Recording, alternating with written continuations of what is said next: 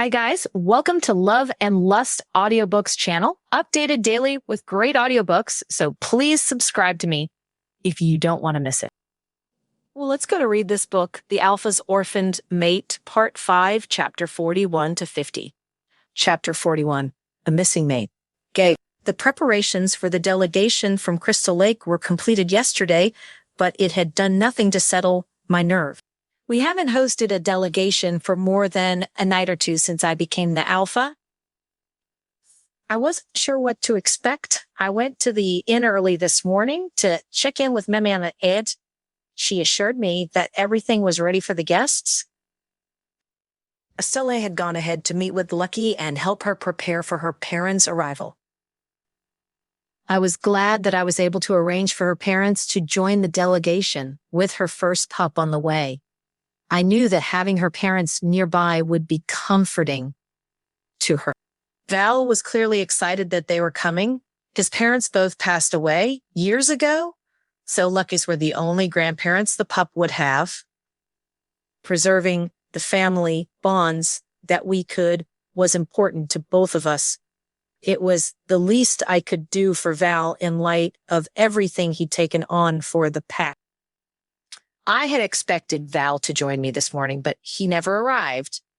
I'd assumed that Lucky needed him, so I hadn't thought much of it. I was on my way to the diner to confirm that preparations for the feast tomorrow night had been completed.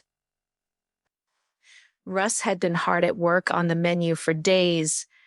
I was confident that he could handle the task, but I still felt the need to check in. All of these last-minute checks wouldn't do much to reassure me because none of these things actually concerned me much. My main worry was Charles. After his attempt to threaten Estelle, he and I had an explosive argument. His outrage wasn't completely inappropriate, but his reaction to it was... I was steadfast in my decision to dissolve the council. Charles's sense of entitlement was due to my own failure to seize full power and responsibility for the pack when I came of age. If I hadn't leaned on him for support for so long, he wouldn't be so affected by the loss of his advisory position. It was my weakness that had allowed this problem to grow. Now I had to find a solution for it. Estelle's safety would not be compromised, not within the confines of our own village. Why would not allow a member of this pack to steal the peace of mind from the others? That was no way to live. As I approached the diner, I caught the scent of rum on the breeze. I looked up in time to see Estelle and Lucky turning the corner and hurrying toward me. Lucky was just beginning to show, so it was obvious to anyone who knew to look that she was expecting. I couldn't help but grimace as she ran toward me. I'd never been around a pregnant woman before. It seemed everything she did made me anxious. As they neared, the distress on Lucky's face became apparent. A cold chill ran through me, and I hurried to meet them halfway. There were tears in her eyes as she grabbed my shirt and clung to me. "He's gone," she cried. "What are you talking about?" I asked. Val, Estelle said he never came home last night. The look on her face was one of helplessness. I hated to see it. "I thought that he was working late, helping you prepare for today," Lucky sniffled. "But I found this whore." She shoved a piece of paper against my chest and started to cry in earnest. Estelle gently pulled Lucky away from me and wrapped her arms around her. Lucky clung to her and sobbed. I'd never seen her in such a state. It made me feel terrible to see her suffering. I unfolded the crumpled note and read it over. My blood turned to ice as I took in the words. "Lucky, I know the timing is bad, but I have to leave for a short trip. I'll be back tomorrow at the latest. I'm on the cusp of figuring out what happened all those years ago. I have to go to Bear Lake to find the answers I need. I will be back. Forgive me." "Val, you fool, how could you do something so impulsive and dangerous?" "Get him back," Lucky said miserably. "Please, Gabe, you have to go get him back." "Can we send someone after him?" Estelle asked. She looked guilt-stricken as she tried to comfort Lucky. I knew she would be blaming herself for this.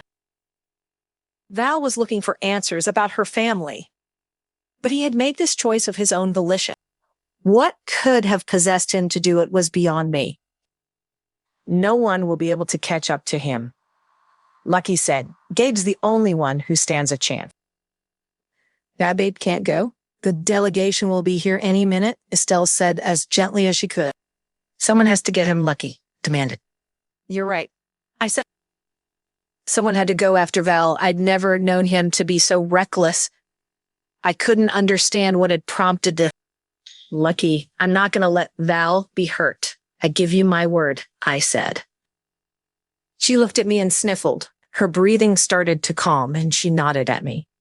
It's okay, she said hoarsely. Good. I had no idea what I was going to do. Indecision wasn't familiar to me, but it has been haunting me lately. I didn't know what to do, and it frightened me. There was no telling what dangers could lurk in that ruin of a town. If there were any members of the Bear Lake pack remaining there, we had no way of knowing how they would react to a stranger Val could get himself killed. I looked at Lucky. I couldn't allow her to lose her mate. I couldn't let my beta get himself killed in a misguided attempt to help my mate. I had to go after him. If I didn't leave, now there would be no chance of catching up to him. He had a substantial head start. It was too treacherous of a journey for me to send anyone else after him. It would have to be me. But I couldn't leave the pack, not with the delegation on their way, and not with so much unrest still rippling through the pack. Leaving the village without the alpha or beta to protect them wasn't an option. I ran my fingers through my hair. What could I do? If I stayed, it would mean abandoning Val to whatever fate may await him in that lawless rogue, infested stretch of deep forest. If I went, it would mean leaving my pack vulnerable with a foreign delegation in their midst. There was no solution that I could conceive of that wouldn't put someone dear to me in danger. Lucky's tears were staining Estella's shoulder. I couldn't fail to act now. I owed Val and Lucky far too much to let them down. What's going on? I was pulled from my thoughts by Charles approaching us. He looked genuinely concerned as he took in the state Lucky was in. She wiped the tears from her eyes and said, Val is gone. Charles looked to me for confirmation. He's gotten it into his head that we need answers about Bear Lake. I said I tried to keep the distress from my own voice, but I knew I was failing. He left late last night to go to the town ruins in search of something. I don't know what. That's suicide, Charles said in horror. I grimaced at his words as Lucky tightened her grip on Estelle. We have to go after him. We don't know what he might find out there. I know, I said my uncertainty was paralyzing me. I had to make a choice. I'll go, Charles said. I stared at him in surprise. You can't leave the pack without its leaders, he said, and the delegation can't arrive without the alpha here to greet them. It would be a show of weakness. He was right, but considering everything that had transpired with Charles over the past few weeks, I wasn't sure that I could trust him. His willingness to volunteer so readily startled me. Charles was greatly affected whenever the topic of the Bear Lake attack was broached. It was surprising to me that he would volunteer to go after Val knowing that he was heading there. Do you think you can catch up to him? Lucky asked hopefully. He's certainly faster than I am, Charles said, but I made that journey innumerable times when you were just children. The way is burned into my mind. You aren't going to go alone, Estelle said with concern. I have to, Charles said firmly. The risk is too great to ask anyone else to come with me. He was right, but I hated it. Charles, you don't have to do this. I said I didn't know what my alternative would be, but I couldn't ask this of him. It was too risky. I know, he said, you and I haven't seen eye to eye recently, he said solemnly, but you know that this pack means everything to me. The pack needs Val. I can't imagine how we would get by without him. This was an impulsive and foolish venture for him to embark on, but I can't let him take it on alone. Thank you, Lucky said sincerely. She reached for his hand, and Charles clasped her arm with both hands. I'll bring your mate back to you, he said. Charles looked at me, but I couldn't read the expression on his face. I'll leave within the hour, he said. Thank you, I said. There was nothing else that I could think to say. I wouldn't have expected him to volunteer for such a venture under any circumstances. Part of me was suspicious of his apparent eagerness, but I couldn't see another option. And time was of the essence. Charles nodded at me, then turned and hurried toward his home. From the distance, a howl went up, announcing the arrival of the delegation. Lucky wiped her eyes on her sleeve and cursed under her breath. Damn pregnancy hormones, she said. I can't let my parents see me like this. I'll be back, she said quickly. She rushed into the diner, leaving Estelle and me alone on the street. Are you sure this is a good idea? Estelle asked me. She watched Charles vanish around a corner with suspicion clear on her face. No, I said, I'm not, but I don't see a better option. Why would Val do this? I don't know. I rubbed my temple. He was in the library all night. He must have found something that prompted this. What could have been worth running into enemy territory alone while his mate is pregnant? Estelle asked in disbelief. I don't know, Estelle. She looked at me, and her eyes softened. She stepped beside me and wrapped her arms around me. I put my arm around her and squeezed. It's going to be all right, she whispered. Val will come back. All I could do was hope that she was right. Chapter 42, Stella's baby. Val. Surprisingly, I made better time than I expected on my run to Bear Lake. It was most likely because of the sense of urgency that took a hold of me, but I still couldn't help but be impressed with myself. When I knew that I was close to the old village, I shifted out of my wolf form. I took the canvas bag from around my shoulders and quickly dressed. I didn't smell anyone nearby, but there were so many wildflowers around that I didn't trust my sense of smell. I took a moment to steel my nerves and then continued into the village. It certainly seemed to be abandoned. The houses were overgrown with moss and vines, and most of the wooden features like roofs and windows were beginning to rot. It was eerie, like stepping into a ghost town. I didn't remember the layout of the village very well, since I had only visited a few times when I was a kid. I headed in the direction that I thought the pack house was in. I didn't have high hopes that I would find many intact records, but I had to look. The sun was casting an orange-pink glow over the ground that made my shadow appear as a stark, elongated phantom. It was while I was distracted by its appearance that I noticed a soft skittering sound to my left. I rounded to face the source of the noise only to find myself surrounded. There were 4 men cautiously approaching me. How had they gotten so close without alerting me? I put my hands up to show that I was unarmed and waited for one of the men to speak. I expected them to demand that I leave or ask me who I was. I didn't expect the tallest of them to grab me by the shoulder and shove me down the road. I wanted to ask them where they were taking me, but their silence struck me as deliberate, and I remained silent until we reached the edge of the village. As soon as we were out of the village, the man released my shoulder and glared at me. What are you doing here? He asked. Looking for answers, I said. I looked for any slight movement from them, but they were still. My heart was pounding, but my wolf was calm. I didn't understand it. The men exchanged uncertain glances. Then the tall man said, "Come with us." The 4 of them turned from me and walked away, which showed me that they didn't intend to fight.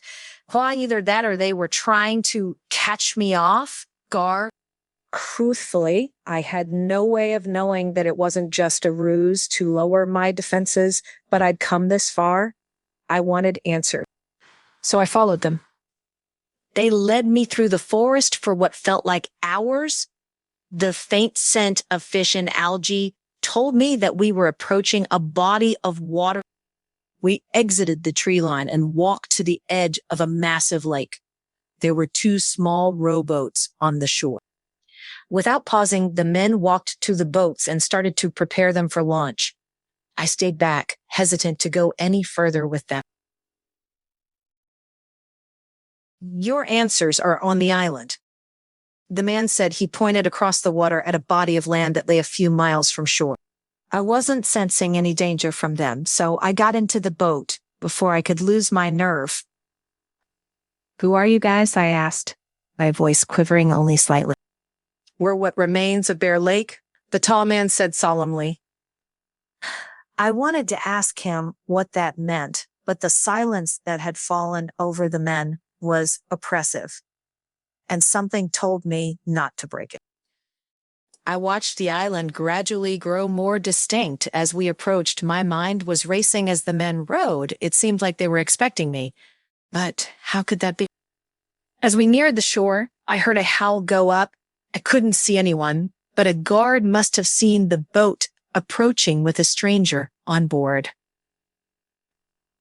By all accounts, I should have been afraid in this situation, but for some reason, I wasn't. We made it to shore, and before the men had even finished pulling the boats from the water, a group of women were approaching.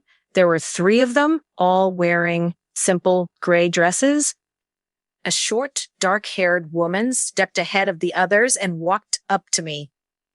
Hello, I am Blanca Martinez of the Bear Island Pack. Who are you? I stared at her as I processed her words. They were calling themselves Bear Island. Was it to distance themselves or because they were trying to get a fresh start?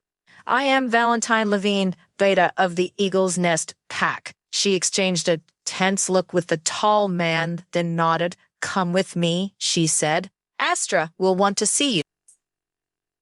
I had more questions than when I'd arrived, but going with them was the only way I was going to find any answers. I followed the women through the line of trees that bordered the shoreline. Another howl went up as I followed them down a dirt path. There were wildflowers all around. I didn't stop to check closely, but some of them appeared to be balloon flower. I was too far in to back out now. I had no idea what I was walking into.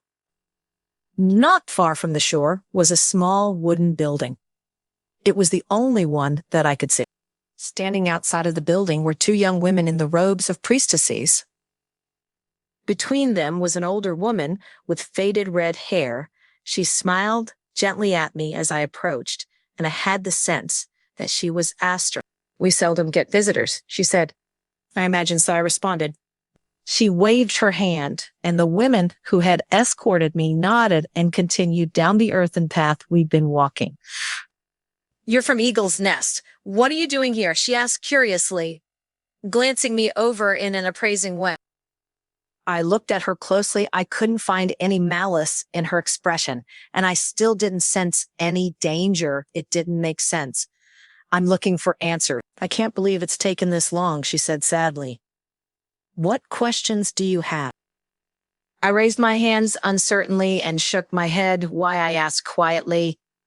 There was no other way that I could think to phrase it. She closed her eyes and sighed. I've long suspected that your pack didn't know what had transpired. I shook my head. She wrapped her arms loosely around herself and looked to the sky. Our alpha was murdered by a member of the Eagle's Nest delegation. My heart dropped into my stomach. Who would have done something like that, and why you're pale as a sheet? She said gently. Come inside, sit with me. I nodded mutely and followed her through the door, and I had to crouch to avoid hitting my head. I sat beside her on an ornate rug in the center of the room, feeling like the world had just shifted and I was struggling to keep my balance. She waited patiently for me to speak. How do you know it was someone from the delegation? I asked. He was caught in the act, she said softly. Our alpha trusted him, saw him as a friend. He stabbed him in the heart. We were devastated in the chaos that followed. He took our Luna, she said shakily. We searched for her for a day, thinking that they couldn't have gotten far. We never found her. So it's true, I whispered. You thought we had your Luna? That's why you attacked. Why didn't you meet with the alpha first? Why not talk to us? Grief and anger, she said. We lost so much so fast. Our alpha, our Luna, their unborn child. What? Our beta was overcome with his rage and wanted revenge. It cost us so much more to... The Luna was pregnant, I said. I shook off the shock the best I could. I was here for a reason. Estelle was being targeted by someone, and the only reasonable explanation was that it had to do with this event. She was due any day. The woman said. She cleared her throat and looked down at her hand. I came here because I believe that the woman that is to become our Luna is the lost daughter of Stella and Sterling Merrick. The woman looked at me in stunned silence for a long moment. Then tears sprung into her eyes. She covered her mouth with both hands and took a sharp breath. She's alive, she asked, so softly that I barely heard her. I'm convinced it's her, I said firmly. The puzzle was incomplete, but it was the only explanation that made sense. I have no solid evidence except for a locket that was found with her when she was given up as a baby. Does it have a starflower on the front? She asked. Hopefully, she leaned toward me and watched my face closely. My heartbeat sped up, yes, with the name Estelle engraved on the back. The woman sobbed and looked to the heavens, placing her palm over her heart. Oh, merciful goddess, she said through her tears. Stella's baby is alive. She buried her face in her hands and wept. I wanted to comfort her, but wasn't sure how. So I waited awkwardly until she gathered herself. She looked back at me and smiled weakly. I apologize, she said. She cleared her throat and wiped her eyes on her sleeve. Stella was my sister. You're Estelle's aunt, I asked in shock. Estelle still had living family. I was stunned. They named her Estelle, she said softly. It was our mother's name. The necklace was hers. It was a gift from our father. She was clearly struggling to contain her emotions. I could only imagine what was going through her mind. She had lost her family in such a horrible way. To learn that she had a living relative that she had assumed dead must be a shock to the system. I couldn't help but get choked up, too. Do you know who might have left flowers near our border? I asked. A bouquet of white balloon flowers. No, she said. She looked confused. I grimaced. I suppose it was too much to ask for all of my questions to be answered.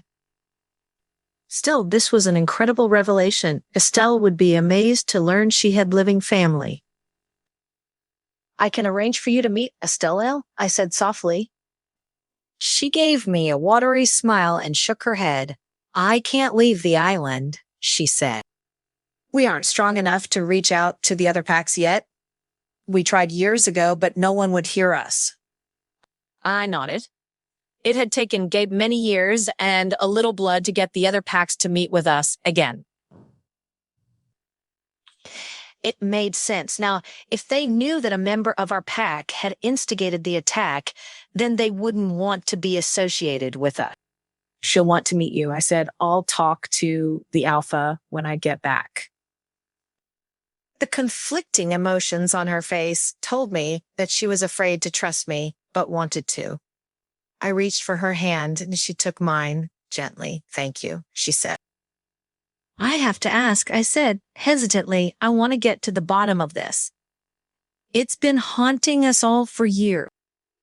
I was afraid of the answer, but if a member of our pack was really to blame for all of the carnage, I had to know who from our delegation attacked your alpha. I asked. A hard look came into her eyes and she squeezed my hand gently. The Eagle's Nest Beta, Chapter 43, with the help of the goddess Estelle. The concrete had injured my paws, but I couldn't stop running. He was still following me.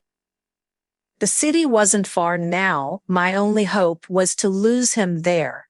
My body was seized by a muscle spasm, and I stumbled. I lay on my side, shocked by the bizarre sensation that had hit me. Realization came over me slowly, and with it came horror. The sensation hit again, and I knew I was going into labor. I got to my feet and ran. The contractions were sporadic and slowed me down each time they hit, but I pushed through them and kept running. I would not let him catch me. I would not let my baby be hurt. There were houses around me, but I didn't stop moving. I shifted to my human form as I continued to run forward. I could only pray that someone would see me and intervene. My hands and feet were bloody, and I held my stomach as I ran. I was off balance in this form, but I was so afraid a human would shoot me if they saw a wolf in their neighborhood. I could feel my baby kicking, and I could feel how hard my stomach got with each contraction. Please wait for me, baby, because I thought desperately, please wait until we reach safety. As I was stumbling, I had to keep running. I could hardly see through the tears in my eyes. I felt something inside of me burst, and I fell to my knees. Panic seized me as I felt my baby move frantically for a moment. My legs were wet. I looked down at myself and realized that my water had broken. I tried to stand, but I couldn't, just wouldn't stop. I was yanked back by my hair and I screamed as loud as I could. I heard my own voice echo through the silent street. I kept screaming. I looked up and saw his brown eyes flashing orange as he towered over me. The malice in his eyes as he looked at me was horrible.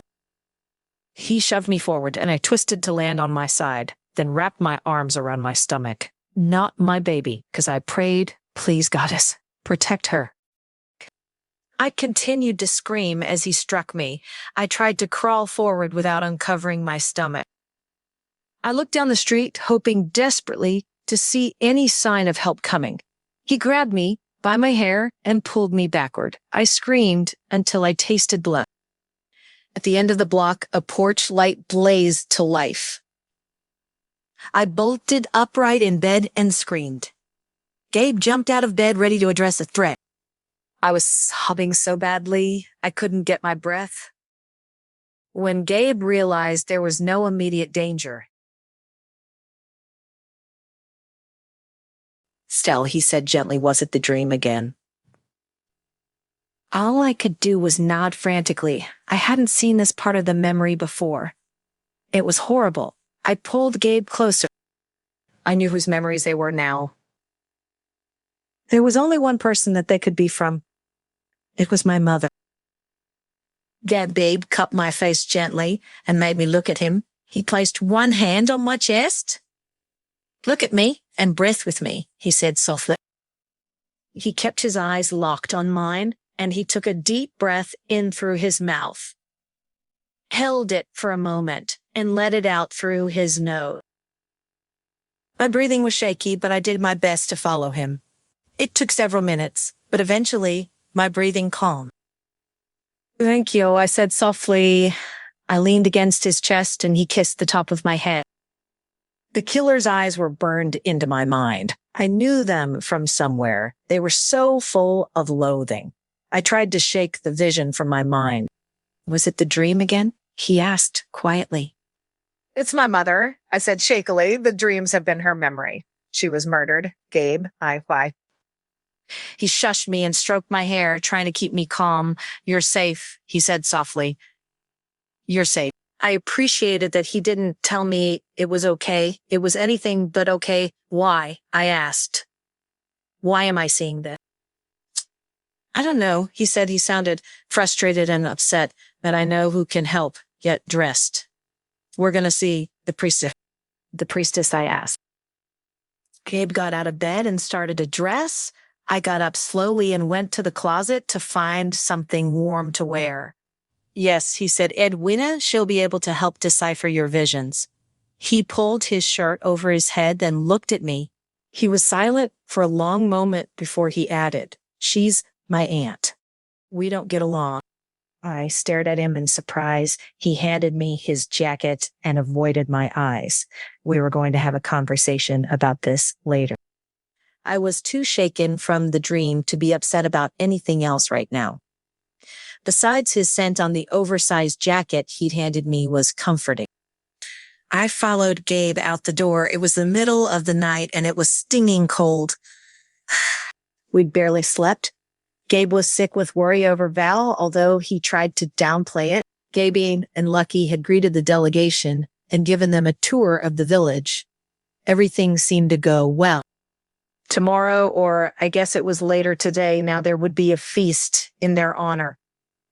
Everyone in the village was excited to show off the best they had to offer. I felt so guilty that Val wasn't here to share the excitement. I know that Val had only gone because of me. No one knew what was out there. It wasn't worth the risk. The temple was the only building in town with a torch burning outside. It was open at all hours for anyone in the village who needed the guidance of the moon goddess. I still didn't know a lot about the religion, but I was learning. The smell of incense was strong even before we entered the door. There were several people inside, which surprised me. Most were young women dressed in silver robes, but there were also a few villagers that I recognized.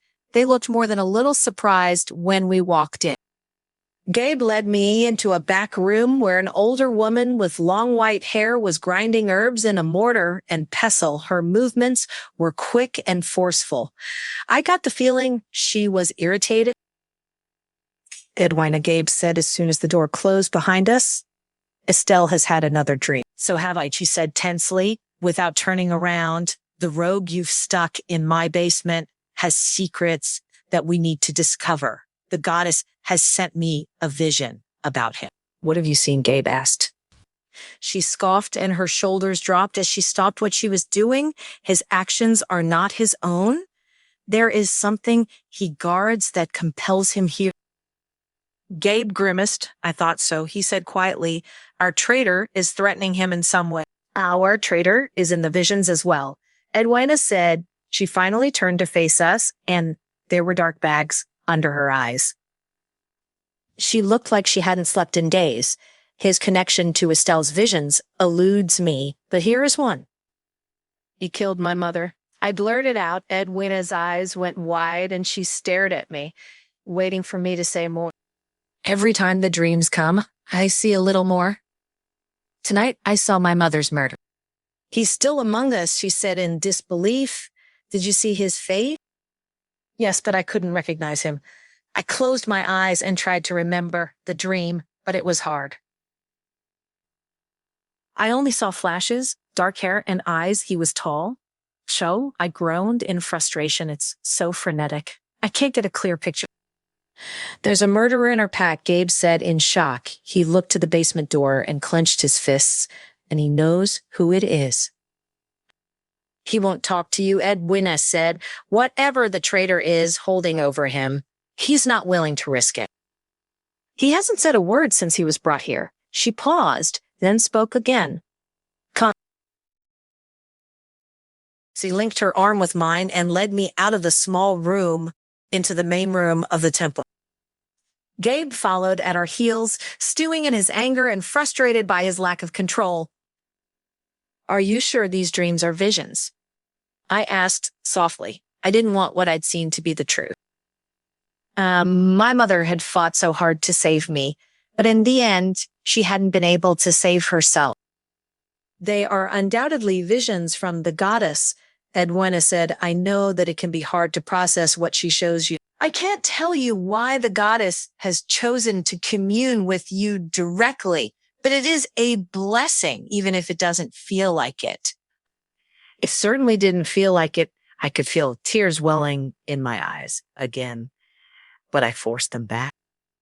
Crying wouldn't help anything right now. She's showing me these awful things for a reason. Then she must want me to do something. I said, How do I know what she wants from me? We can do our best to interpret the visions, she said, gently. But we often don't know what they are telling us until the time is right. Coral and Iris said that they saw you in their vision. The goddess led them to you. There must be something that she foresees, some reason that she brought you to us when she did. No pressure, because I thought. Edwina led me to a low table with a large wood carving of a wolf howling before a full moon. She gestured to the image and released my arm. We have to trust that your instincts will guide you to the fate the goddess has assigned you, just as it led you here to us. I looked at the statue. It was beautiful. I had gained so much since the night Gabe saved me. I'd learned so much about myself and where I came from. It has been far from easy, but I was grateful. If the goddess had something to tell me, I would try my best to understand it. I don't know why you chose me, because I thought, but I'm going to do my best. I just need a little help. I turned to look at Gabe, but he was distracted. I had forgotten that we weren't alone here. The young women in the silver clothes and the villagers that had been praying were all staring at me.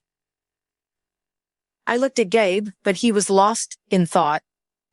Don't worry about them, Edwina said softly. It's rare to have a genuine vision from the goddess. That's all. I nodded and looked back to the statue. The person who killed my mother so horribly was still somewhere in this village. With the help of the goddess, I would find them and make them pay. Chapter 44, Gone Rogue. Gabe still had trouble getting back to sleep after her conversation with Edwina. We managed a couple of hours before I had to be up for feast preparations. The children at the school were entertaining our guests for now. I was fielding questions and finalizing the plan for tonight, but I was having a hard time focusing. Val still hadn't returned, and neither had Charles.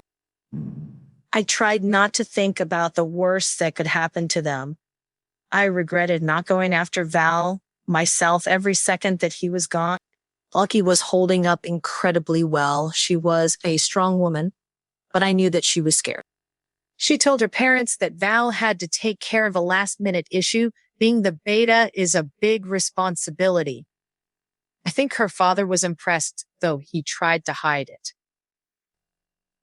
Estelle was with Edwina discussing her vision in detail now that she was calmer. I didn't know if she would be able to identify the traitor. Nearly 20 years had passed since the night her visions took place. A lot could change in a person's appearance over that amount of time. I had a hard time imagining any of our elders being so cruel. Reconciling the fact that someone that had stayed with the pack for so long could be responsible for a cold-blooded murder was difficult.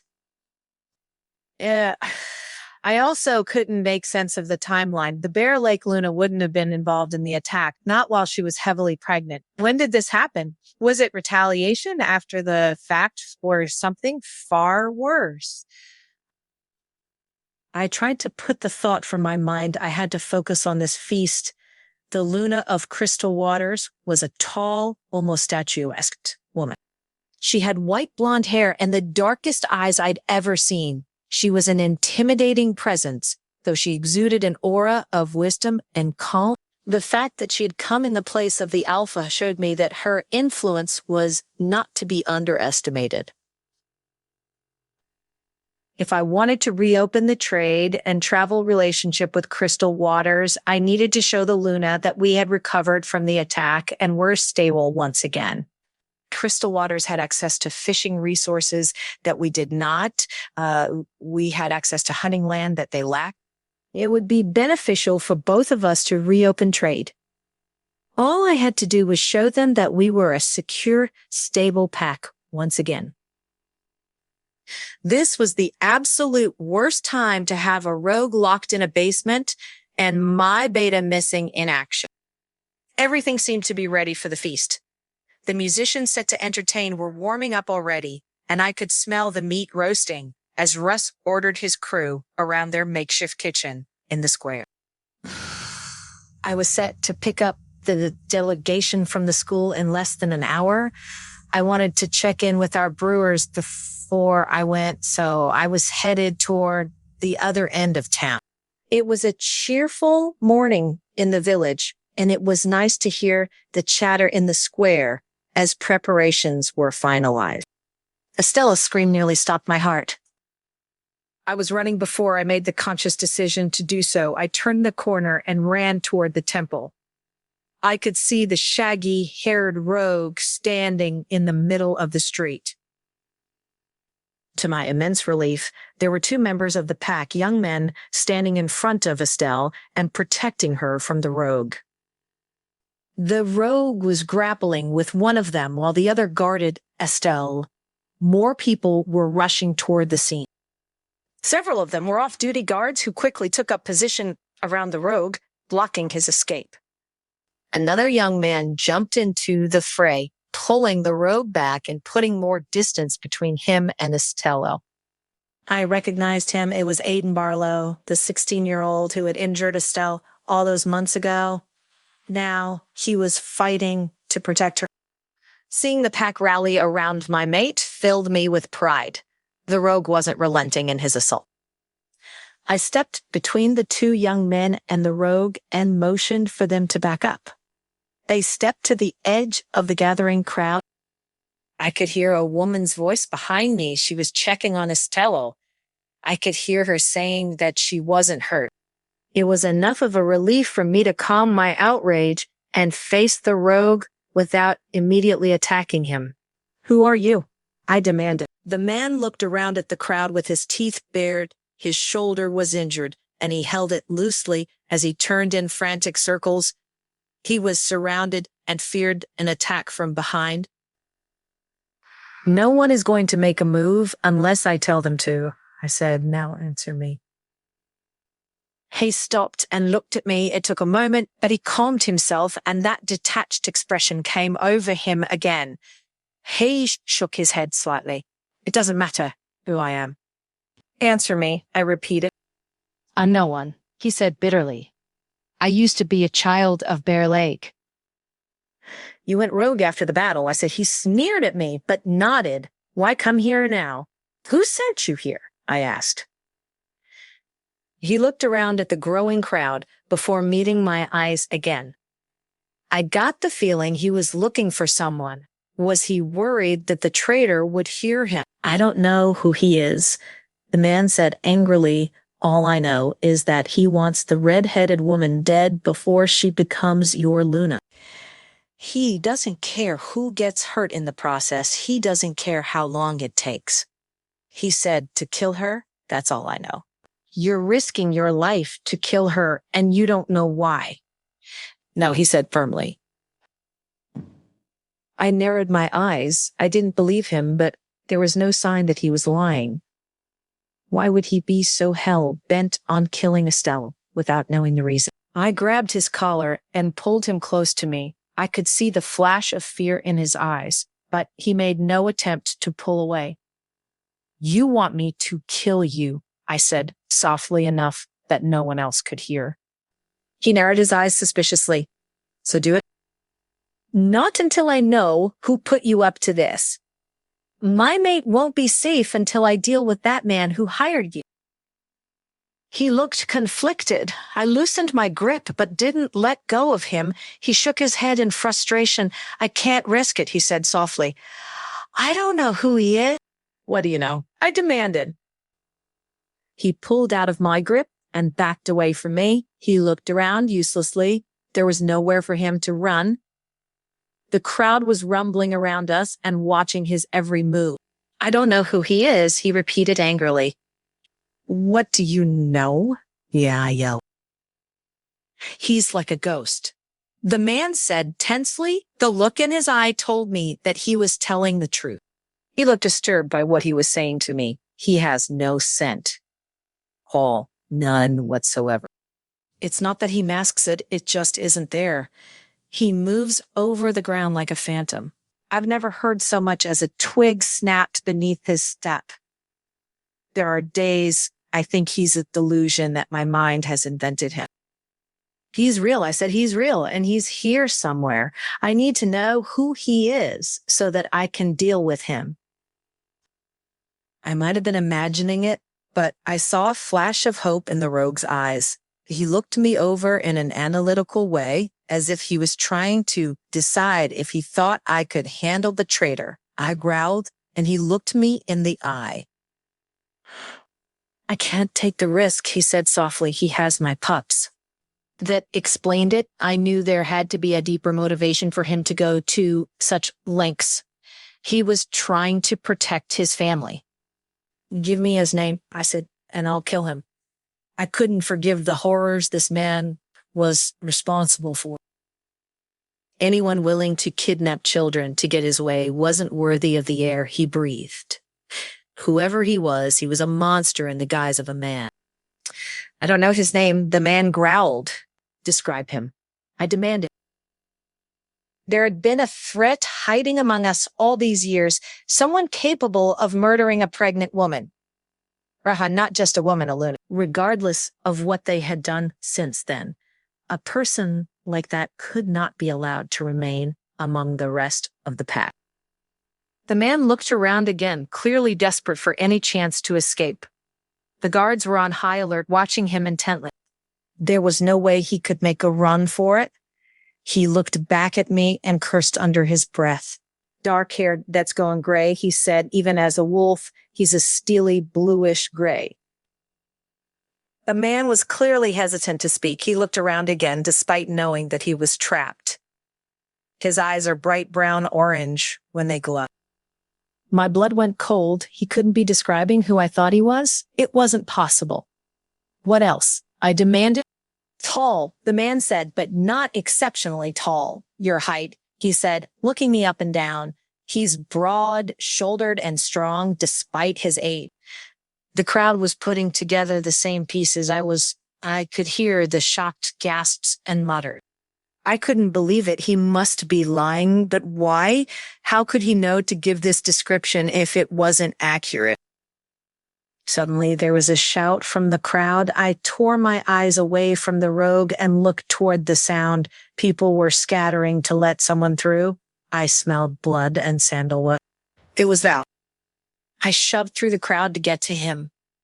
People parted easily to let me through. There was blood staining the left side of his shirt. He was unsteady, and I grabbed him as soon as I reached him. He leaned against me heavily, but stayed on his feet. Who did this? Yeah, I demanded. Val's eyes were hazy as he met mine, and he grimaced as I pulled his shirt away from the wound to reveal a deep bite just below his ribs. I turned to the nearest person. Get Giles, I commanded. The young man nodded and took off in a sprint toward the healer's office. Oh, look at me, Val, I said firmly. His eyes were drifting around the crowd in confusion. Who attacked you? His gray eyes locked on mine as if clarity had just come back to him. He growled low in his chest. The force of it was something I hadn't heard from him in a very long time. He bared his teeth, but I couldn't tell if it was in anger or pain. He gripped my shoulder to steady himself and opened his mouth to speak. Charles, chapter 45, answers for the past. Foul. After going over more details and documentation with Astra, I had a much clearer picture of the tragedy that had unfolded. I had left Bear Island with a promise to return. I had left Astra with the few documents I'd brought with me and promised to bring more, as I'd thought they had very few records remaining. She'd asked me not to pass through the old village on my way out. It was treated as a memorial for those who had died in the battle. The same men rowed me back across the water. They seemed much less tense this time, and the taller man shook my hand when I disembarked. I secured my bag around my shoulders and shifted. It was a long run home, but I needed to get there soon. Lucky was going to be furious with me for being late to meet her parent. Despite the fact that I hadn't slept, I was making good time. The sun was still low in the sky, and I was halfway home already. I considered taking a break, but I decided against it. The forest had been calm all morning, but the closer I got to home, the more uneasy I felt. I couldn't detect anything strange, but a sense of unease had fallen over me. There was no warning when the hit came. I was tackled from the side and rolled with my attacker, who was clamping their jaws onto my flank and refusing to let go. I managed to kick them away, but their jaws tore at me in the effort. The smell of blood filled the forest. I whirled to see what had hit me and was face to face with a snarling gray wolf with glowing orange eyes. I shook off the surprise. "Charles, what the hell are you doing?" I asked in my mind. "You should have let it go, Val," he said menacingly in response. Shit, he must have known where I'd been. His secret would be out if I made it back home, and he knew it. I growled at him. "There doesn't have to be any more bloodshed," I said. He didn't answer. He ran at me. I was losing blood. If I stayed and fought him off, I might win, but I'd lose too much blood in the process, and I'd never make it home. I turned and ran. My only hope was to get to the village and warn Gabe. I might bleed to death in the process, but I had to protect my alpha. I couldn't hear anything behind me. No footsteps, no snapping branches, nothing to indicate that he was there, except for the sense of danger screaming in my mind. I couldn't smell him. I thought of the tuft of gray fur the guards had brought us. It had been Charles sneaking over the border this whole time. The longer I ran, the harder it got to see ahead of me. I had to trust my nose and my knowledge of the forest to lead me. I had to make it back to Lucky. I crashed over the checkpoint and shifted back into my human form. I struggled into my pants as the guards ran to me. I could hear them talking to me, but I didn't respond. I couldn't focus enough to hear them. I pulled my shirt over my head. I wanted to hide the wound. I didn't want to scare anyone. The guards shouted after me, and I could hear them following when I broke into a run again. I could smell Gabe nearby. I was almost there. It was hard to see, but I knew the way. I must have had tunnel vision. I saw the crowd gathered in the middle of the street, and I knew that something must be wrong, but I kept moving forward. I shoved the first person I came to aside. There were shouts around me, but the crowd was parting and letting me through. I was almost to Gabe. I felt lightheaded. I had to tell him before I passed out. I could smell more than see it as Gabe came toward me. He grabbed me and I leaned on him. I was so tired. It was hard to stay on my feet. He said something, but there was a rushing in my ears and I couldn't hear him. I looked him in the eye and tried my best to focus. He pulled at my shirt and I grimaced as the fabric moved over my wound. He spoke again and I shook my head to clear it of the rushing sound. "Look at me, Val," he ordered. "I did my best to obey. Who attacked you?"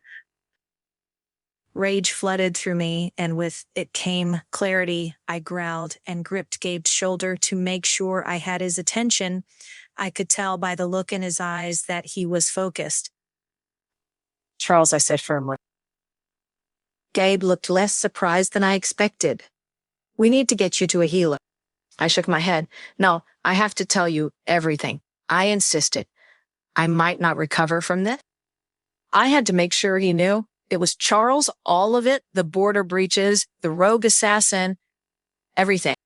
I could hear the crowd reacting, but I held onto Gabe's shoulders so that he wouldn't look away from me. "I believe you," Gabe said. "We have to get that bite treated." "No, there's more," I said. "You have to hear it all." I looked around, trying to find Estelle in the crowd. I could just see her bright hair from behind someone. I pointed to her. Charles killed her parent. They got a much louder reaction from the crowd, and Estelle pushed toward me. "Val, it can wait," she said gently. I shook my head. Your aunt is alive, your mother's sister. They're on an island near Bear Lake. She wants to meet you. I said I could hear how disjointed I sounded. I needed to stay on track. I looked back at Gabe. Charles was in the delegation that was sent to Bear Lake 2 days before they attacked us. He used his access and status to arrange a private meeting with their alpha. When the Bear Lake beta came back into the room, he found Charles repeatedly plunging a dagger into the man's chest. He murdered their alpha. There was an outcry from the crowd. Gabe signaled them for silence, but the noise continued. The alarm was raised and the delegation ran. Charles managed to get away in the chaos, but he wasn't with the rest of the delegation. By the time night fell, they realized that their Luna was missing. Oh God, Estelle said in horror. It was him in my vision. It was Charles. I knew those hateful eyes.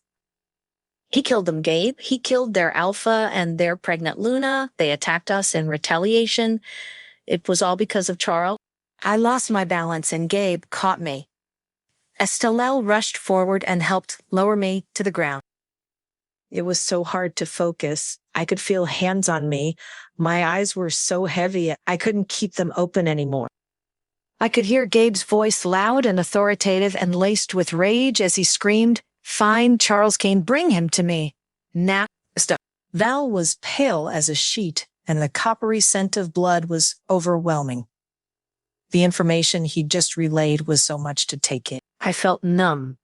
Giles had his shirt pulled up and was examining the bite wound. His expression was unreadable. "We need to get him inside. He's lost a lot of blood."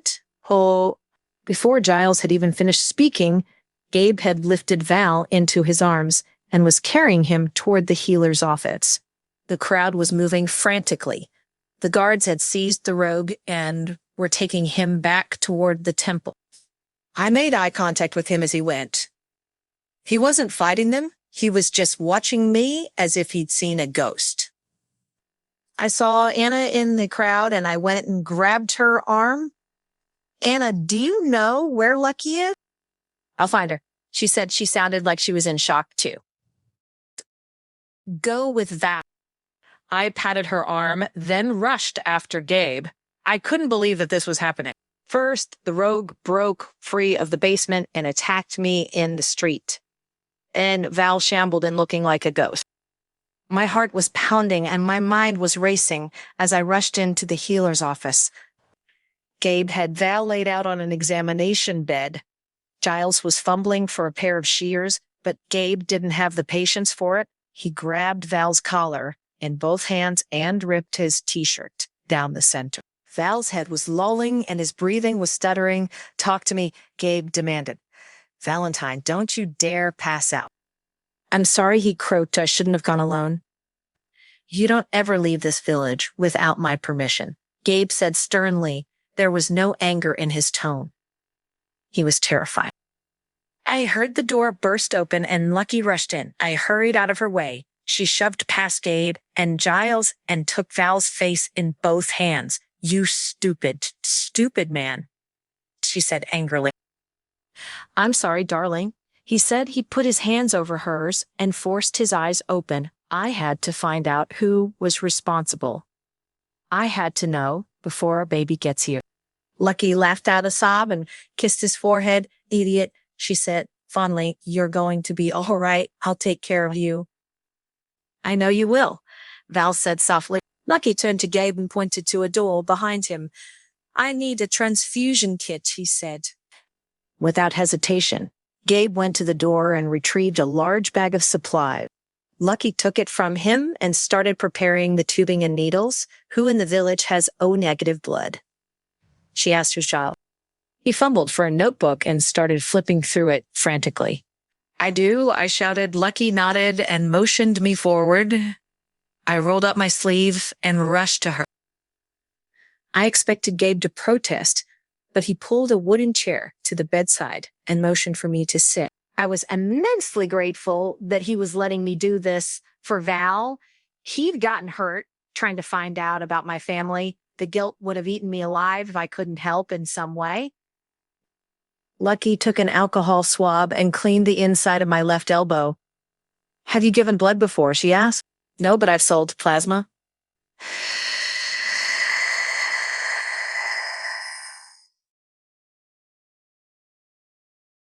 She held her hand out toward Giles and he passed a needle to her.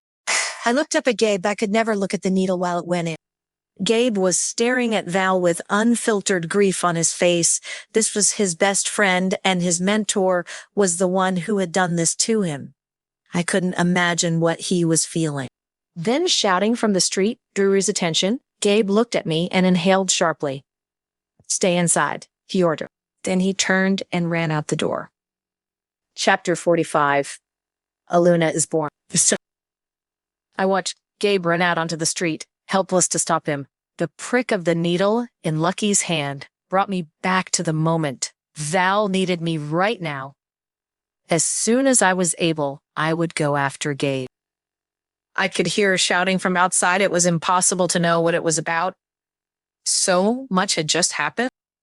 I looked at Lucky. She was completely concentrated on what she was doing. Being able to help Val when he was in this state must have been comforting and terrifying. I couldn't imagine the fear and pressure she was feeling. Val, she said, keep your eyes on me, sweetie. Where else would they be? He asked weakly. Lucky smiled at him, but I could tell it was forced. Val looked so weak. It was terrible to see him like this. Thank you, I said softly. It probably wasn't appropriate given the situation, but I had to let him know that I was grateful for what he'd done. Val looked at me and nodded. I'm glad that I was able to get some answers. He laid back and looked up at the ceiling. I wasn't expecting to find those answers, though. It was deeply disturbing for me to know that the man who had killed my parents so viciously had been threatening me all this time, and I never knew. Why did he do it? I asked softly. I don't know. Val said, I don't think anyone knows but Charles. Lucky looked at me with confusion clear on her face. I smiled apologetically. We can talk about it later. I said, I'll be fine. Val said, I wasn't sure if he was talking to me or Lucky. His complexion was looking better already, but that bite was deep and it was hard to believe it wouldn't cause complications. Giles was preparing materials to clean and stitch it once Val was stabilized. Lucky checked his pulse and nodded to herself.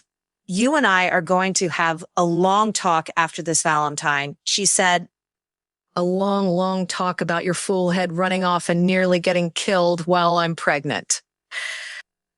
I'm sorry, he said. I don't know what came over me. It was like the need to know possessed me. A shout from the street drew all of our attention. I looked up at Lucky desperately, and she reached for a square of gauze and pushed it against the needle. Don't pass out, she said, as she pulled the needle from my arm. I stood and rushed out the door, keeping my elbow bent and my arm raised. Outside, the streets were crowded with nervous spectators. I followed the sound of shouting. I could smell Gabe nearby. I was afraid of what I would find, but I had to know what was happening. I pushed my way through a circle of people just as I'd feared. Gabe was confronting Charles. The crowd around them was shouting and booing as Charles held his hands up toward a furious, silver-eyed Gabe. Alpha Charles said placatingly, I don't know what you're talking about. I followed a trail of blood back to the village. I'm sorry that I didn't reach Val before he was injured, but these accusations, he must be delusional from the blood loss. Do not toy with me, Gabe growled. The evidence against you is insurmountable. My affection for you made me hesitant to believe. But it's clear now. You are responsible for everything we've lost. The crowd cheered, but Gabe wasn't paying any attention to them. Gabriel Charles said softly, the expression on his face was one of heartbreak. How can you believe that? I would never do anything to hurt you. You're like a son to me. How many of our fathers are dead because of you? Gabe growled, how many mothers have you killed? The memory of my mother's fear flashed through my mind. I gripped my necklace and stared at Charles. My mother had protected me despite the way he'd beaten her. She was stronger than he was. He was scum.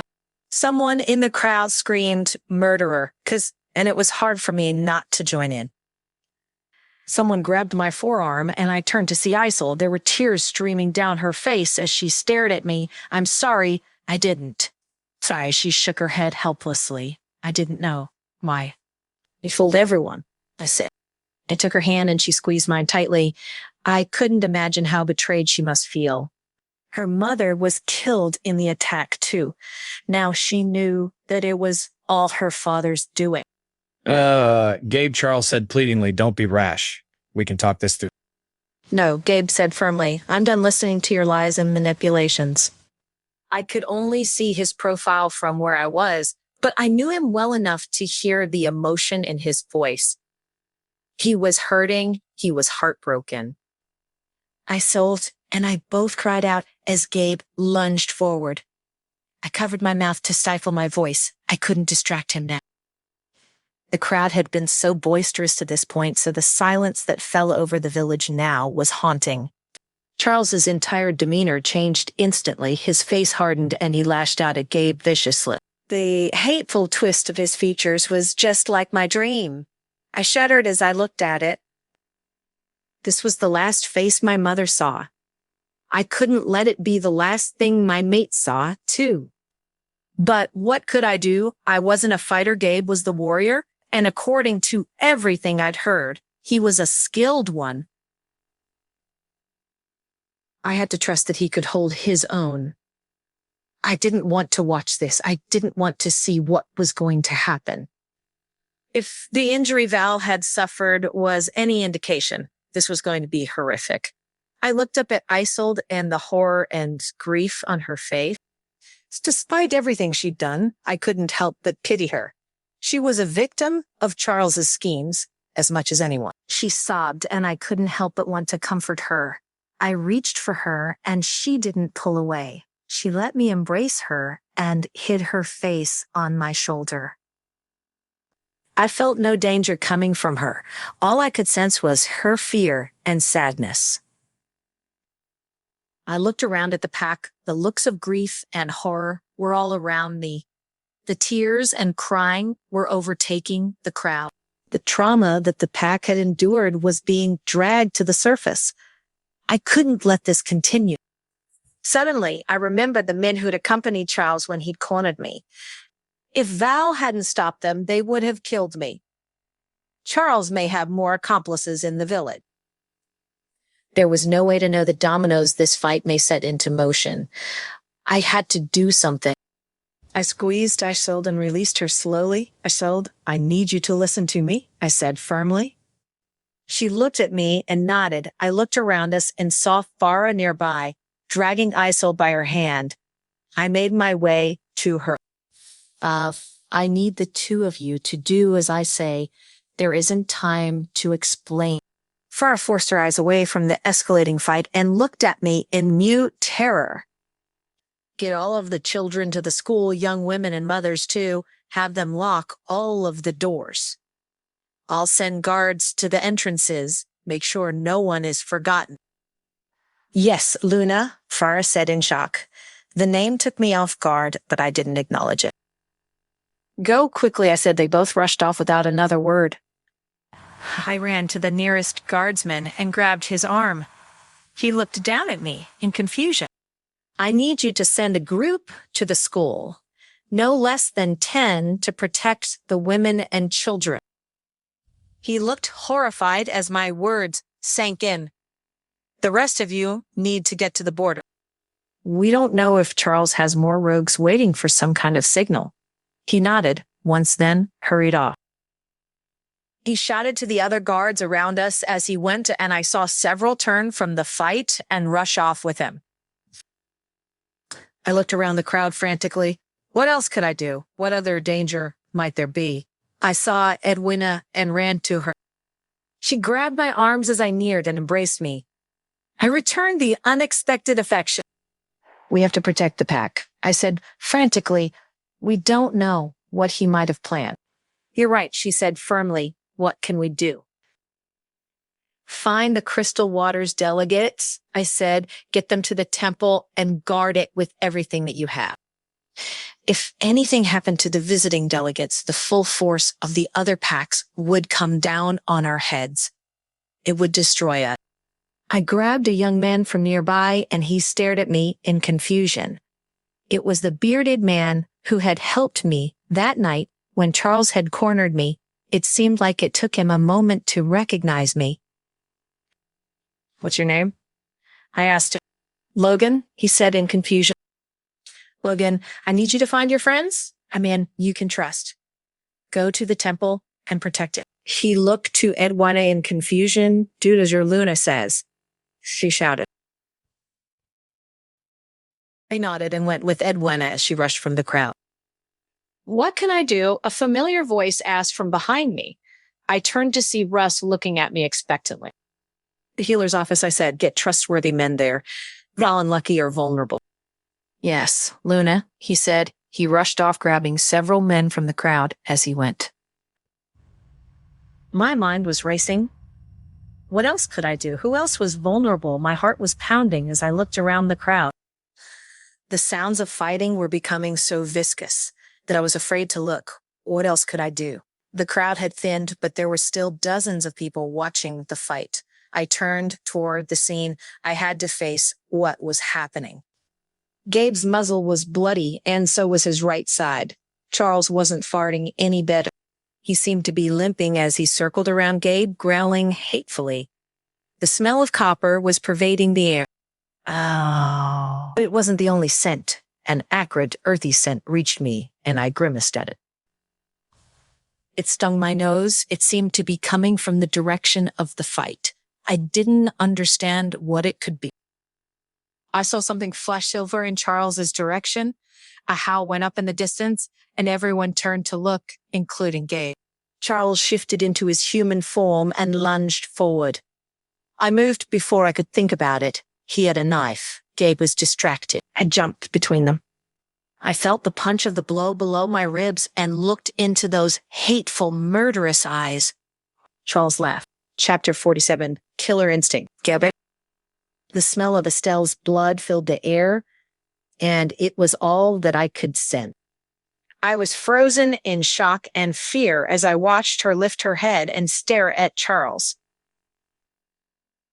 I'd only looked away for a moment. It was a novice mistake. I knew better than to take my eyes off an opponent in a fight. You look just like your mother. Charles said he was looking at Estelle like she was garbage, like it wasn't worth the time it was taking him to kill her. It filled me with a rage I'd never felt before. He yanked the dagger out and Estelle gasped softly and put her hand over the wound. But you're going to die like your father? He raised the dagger to strike her again. The world went still around me. My heart was hammering into my ribs. The taste of copper was stinging my tongue. Estelle's breathing was all that I could hear, and I could smell the fear that overtook her. I would not lose my mate. I jumped at Charles and sunk my teeth into his arm. His dagger clattered to the ground, and he reeled back. There was noise coming from every direction, howls in response to Charles and fighting erupting in the men around us. I couldn't bring myself to care about any of it. It was a mistake for him to shift back. The human form was much easier to damage. There was no coat of fur to deflect or cushion. My teeth broke through Charles's skin easily. He screamed, and I dragged him away from Estelle. He'd nearly killed Val. Now he'd injured Estelle. He was responsible for my parents' death. He'd murdered Estelle's parents. He was responsible for everything that had befallen my pack. Everything that had haunted my nightmares and filled my waking moments with pain was because of him. His howl had set chaos into motion. There was fighting all around us. I had failed to account for the possibility that my traitor would have supported. There was more than one traitor among us, and they were all attacking. Now the scent of flames and the echo of screams filled my head. I couldn't let this become another massacre. I wouldn't let it happen on my watch. Every one of these traitors was going to pay for their deceptions.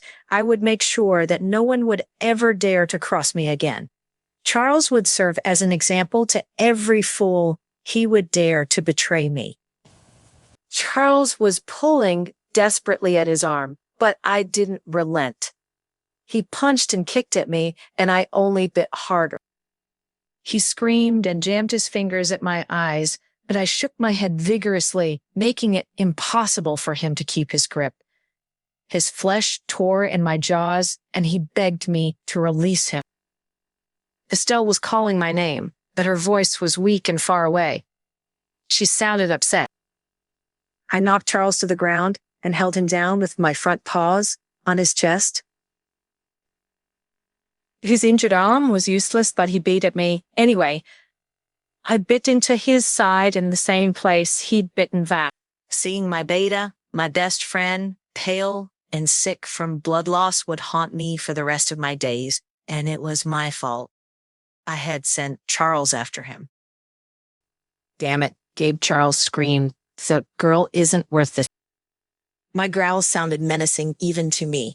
I shifted back into my human form and stood over him. Do not speak about my mate, you traitor. Mate, he spat in disgust. There's no such thing as a soulmate. It's religious propaganda. There was no mate pull between Isolde's mother and me. There's no mate pull between most couples. It's romantic nonsense. I shook my head at him and took a step back. He wasn't making any sense. He sat up, cradling his injured arm. What the hell are you talking about? I demanded. What you call the mate pull is just pheromones putting your wolf into a rut, he yelled. It's physical attraction and nothing more. Women that trigger it are. I lunged for his neck. He blocked and I settled for breaking his uninjured arm. He cried out and fell backward. I would not listen to him say something so disgusting. I could sense Estelle moving behind me. The rage I'd felt after her attack was renewed by the pained gasp she let out as she struggled to stand. Charles managed to slip from my grip and scramble to his feet. I made sure to stay between him and Estelle. He would not lay a hand on her again. I growled a warning as he struggled upright. She's not worth it, Gabe, he screamed. None of them are. Shut your mouth, I warned. His ranting was going to push me beyond the limits of my self-control. I couldn't stand to hear the insults he was spewing. It made me sick to think he'd been harboring these thoughts all along. You give them an ounce of power and they take over. You'll see she'll emasculate you before you know it. She'll be running the pack. She's doing it already, running around here, giving orders. The moment your attention is elsewhere, she's not your Luna. She's not even your marked mate. She's just a I slammed my foot into his leg and he crashed to the ground. The dirt beneath him was red with his blood. The more he was hurt, the more unhinged he became. I didn't recognize this man. Had he been like this all along? Was it the childhood affection I had for him that had blinded me? It wasn't just his blood that I was smelling. The fighting around us hadn't stopped. It was only becoming more raucous. I didn't dare turn to look, but I could hear Estelle moving again. She was breathing heavily, and I thought that I could hear her crying. I wanted to hold her. I wanted to take her pain away. She was suffering now because she had protected me. She'd stepped in front of me and taken the blow that was meant for me, and he dared to insult her and question her fitness to lead. Estelle had already proven herself more worthy of her position in the pack than he had ever been. Estelle howled loud and mournfully. Her voice carried over the entire village and echoed through the forest surrounding us. Gradually, the fighting around us ceased as she continued the long, keening cry. An eerie silence settled over everything. I didn't take my eyes off Charles. After a long moment of silence, a howl went up in response. It came from the direction of the school, then another closer and another. All of them were female. Estelle howled again, and the chorus of mournful female voices responded immediately. The fighting did not resume and could see the men behind Charles looking around them in shock and shame as if a spell had been broken. One of them howled in grief. The responses came from every direction. Stillness fell over the village. Charles looked around us and his face twisted in outrage. "You bastards." He screamed. "Cowards." He struggled to get to his feet, but couldn't. In the state he was in, it would have been too painful to shift. He fell forward onto his hands. "Cowards," he screamed again. "It's over," Estelle said softly. She sounded weak. "Please just stop before you get killed." "You useless." Oh, he struggled to his feet. I snarled at him in warning. "How you survived, I don't know. It was a mistake leaving before I was sure your bitch mother was dead." He said, "But I've corrected my mistake. That dagger was laced with wolfsbane. You'll be dead by morning." A gasp went through the crowd. My world was knocked off balance. This man had taken so much from me already. He was taking her too. "Gabe," she said urgently. It was too late. I shifted back and was on him. There was blood in my mouth. Bones were crunching. I could hear shouting from behind me, distantly. I was aware that Giles was there and that Estelle was being moved further from me. The fog of fury that had fallen over me numbed everything. The only thing that mattered to me right now was making sure that Charles could never hurt anyone again. The sound of bones splintering under my teeth was muted by Charles's screams. I could hear more movement and voices. I tightened my grip. "Gabe." It was Val's voice. I released my grip and took a step away from Charles. He rolled onto his side and hugged the destroyed arm to his chest. I looked at Val, who approached me cautiously. He wasn't as pale as he had been, but he was still clearly injured. He was looking past me. The expression on his face was hard to read, but I knew Val. He was distraught. "Gabe," he said softly, "they're bringing Estelle out to the healer. Lucky is going to take care of her. Come with me. You should be with her." I looked at Val and then turned back at Charles. He was writhing in pain. The circle of blood around him was spreading. It wouldn't take much to finish this.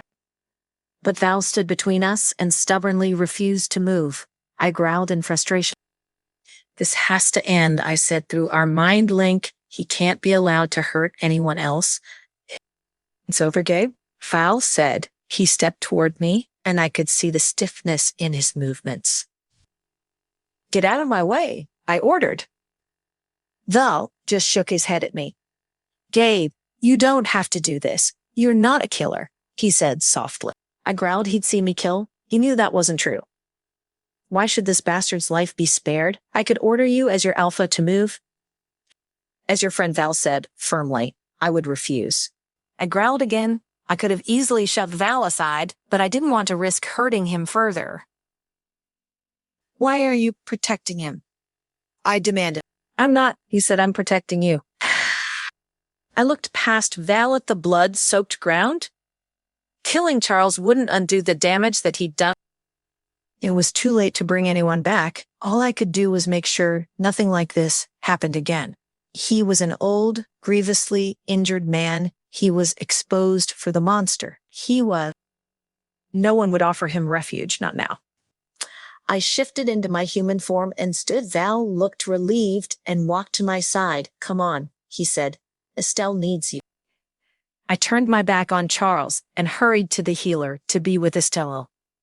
Chapter 48, Trial for the Ages. Estelle. I had been struggling to remain conscious when Giles had rushed me to the examination table, so I didn't remember much of what happened. My heart was beating slowly, and it felt like I couldn't get a full breath. Lucky had rushed to my side, and I'd felt the punch of a needle being administered to my chest. I know that it was adrenaline because Lucky told me later it had burned. And the way my heart had sped up was alarming. Thought that I was going to die. Thanks to Lucky, I survived the poison. She was truly a miracle worker. The knife was going to leave me with a scar.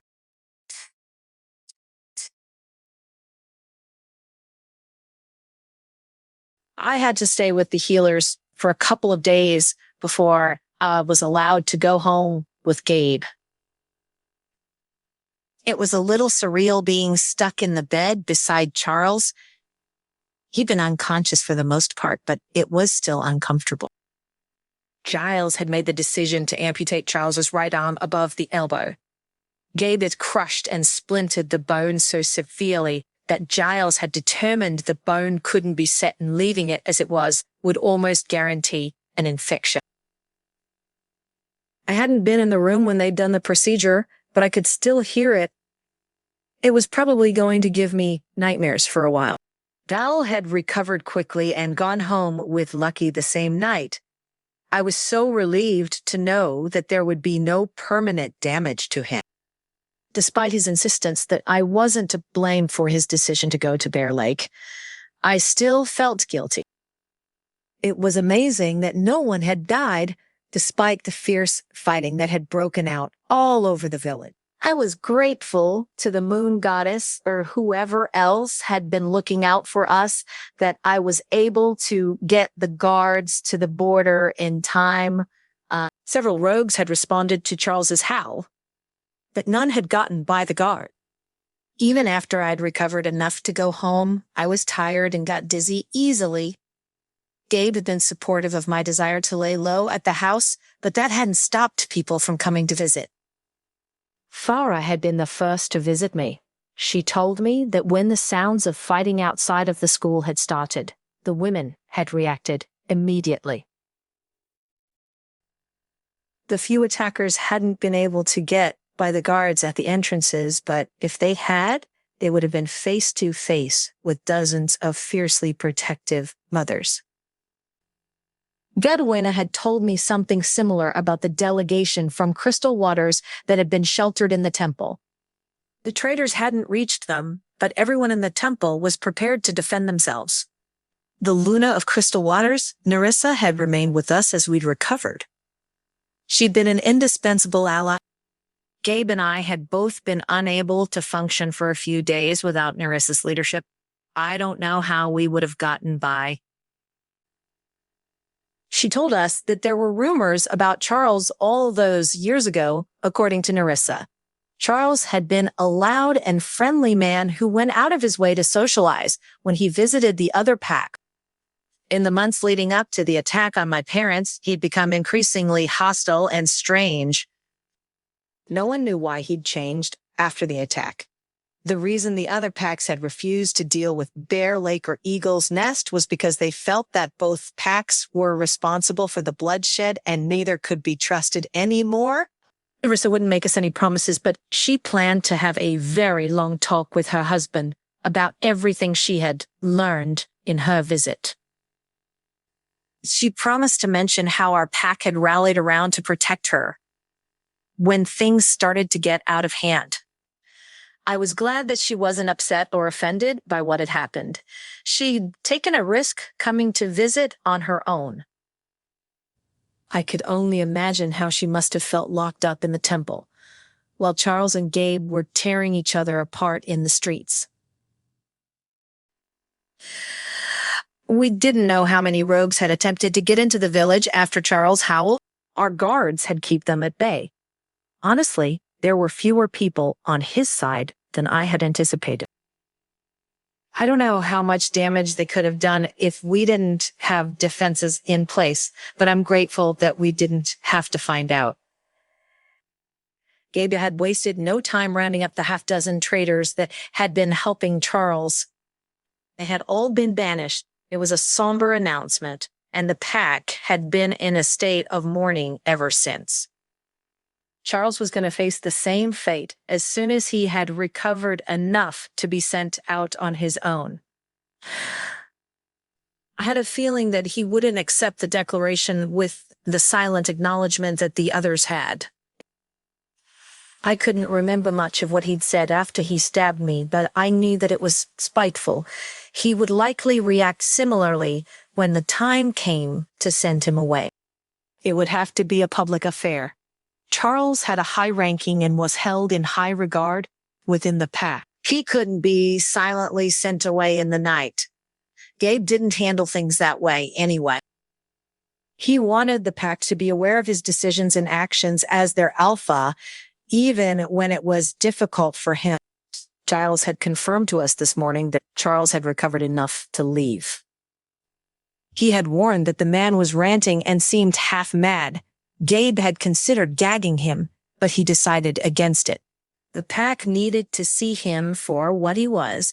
Gabe had gone to see Isol this morning to warn her about what was coming. She insisted on being present. She was concerned that if she wasn't, the pack might feel some trepidation about her remaining with us. She wanted to make sure it was known that she supported her father's banishment. Val and I had gone to the town square to wait for Gabe to arrive. I was still feeling weak, and it was difficult to stand for long periods of time, but I had to be present for this. I needed to know that Charles was really leaving. I wouldn't feel safe until I knew for sure that he was gone. When Gabe arrived, he looked haunted. I knew that this was going to be difficult for him.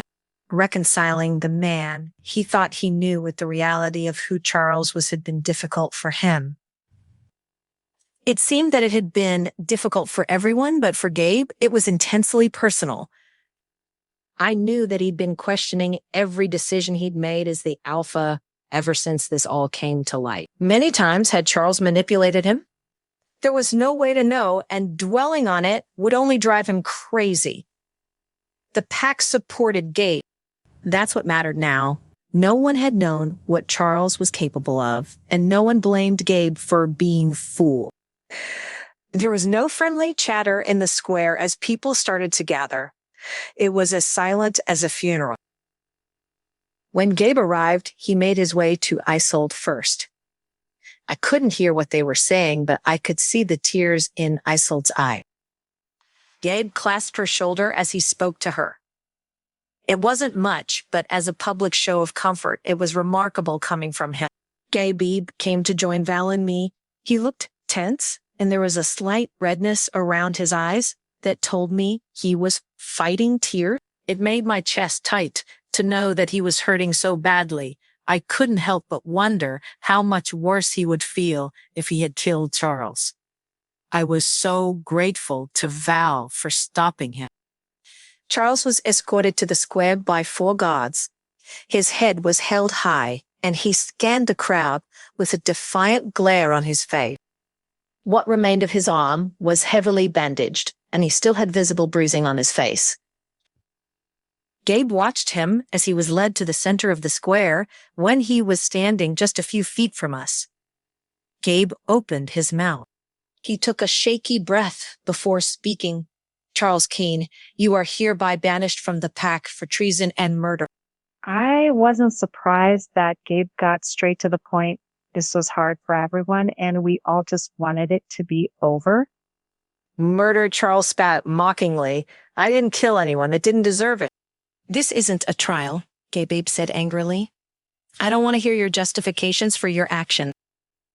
You are responsible for the loss of innumerable lives. The fact that you continue to draw breath now is the only mercy I will grant you.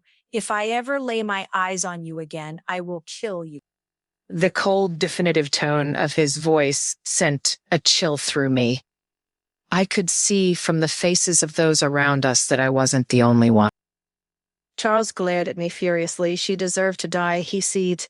I only regret that I didn't finish the job with you. I grabbed Gabe's arm before he could jump at Charles. We knew he would do something like this. We had to resist the urge to react to his bait. Gabe clenched his fist at his side, but didn't try to pull away from me.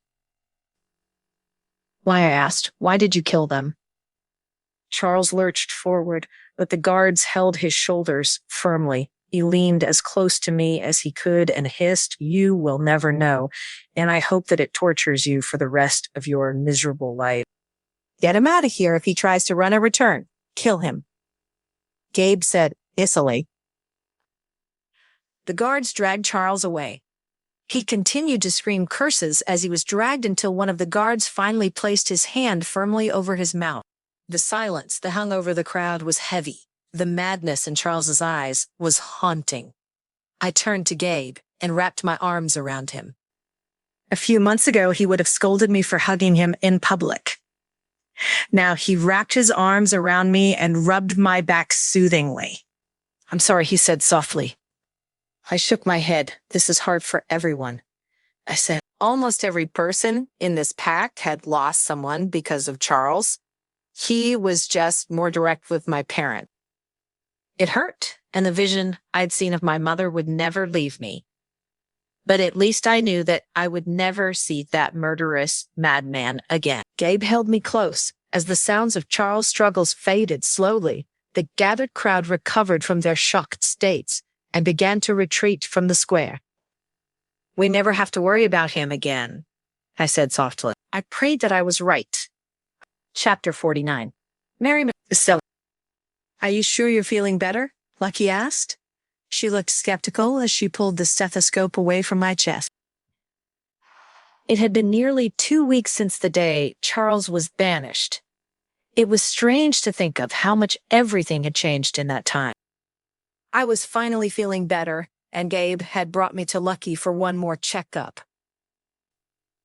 He was hesitant to believe that the danger had really passed. I didn't really blame him, but I couldn't help but tease him for the overprotective and doting way he'd cared for me. "I'm not at epilacid, but I do feel much better." "All right," she said with a sigh. "Then you're free to go with no further restriction. If you notice any heart palpitations or weakness, you are to tell me right away," she said sternly. "Yes, ma'am," I said with a laugh. "Thank you." Lucky, I turned to Gabe and smiled. "You hear that?" I heard, he said with an eye roll. "So you'll have to stop hovering over me like I'm some Victorian maiden that's gonna faint in a slight breeze." I teased.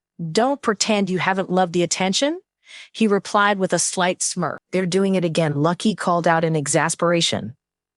"I told you," Val laughed as he came into the room.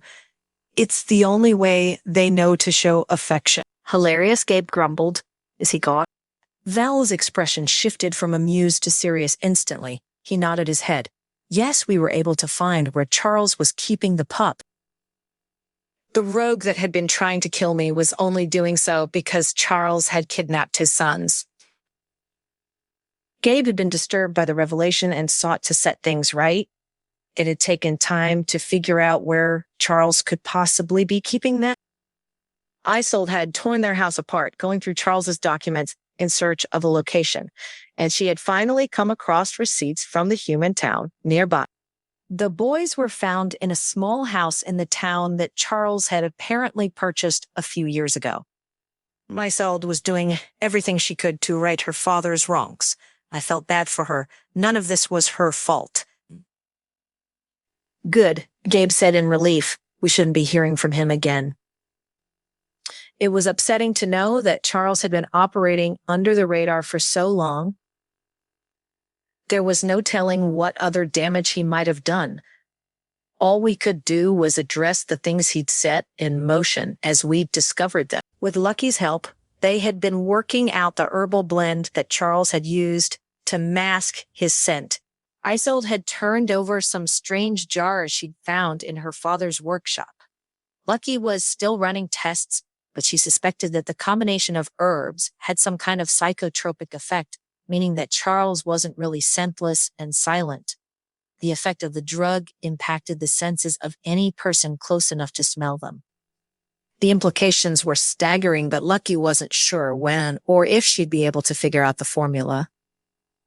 It would likely remain a mystery similar to the bouquet of balloon flowers and the saplings that had appeared just over the border. We never did figure out where they came from or why they were left.